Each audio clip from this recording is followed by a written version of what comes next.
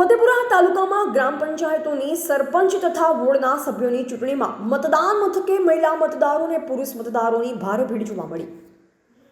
સમગ્ર ફતેપુરા તાલુકામાં ગ્રામ પંચાયતોની ચૂંટણીઓ થઈ રહી છે, ત્યારે ફતેપુરા તાલુકાની સમગ્ર ગ્રામ પંચાયતોમાં સવારથી જ મતદારોની ભારે ભીડ જોવા મળી હતી. આ વખતે મતદારો પોતાના મતાધિકાર સમજી ઘરોમાંથી અને અમદાવાદ, વડોદરા, સુરત જેવા શહેરોમાં મજૂરી અર્થે તેમજ ધંધા રોજગાર તેમજ પોતાની રોજીરોટી રોજગારી મેળવવા ગયેલ મતદારો મતદાન કરવા ઘરે પોતાના માદરે વતન પરત ફરતા જોવા મળી રહ્યા હતા, જેથી મતદાન મથકે ભારો ઘસારો જોવા મળ્યો.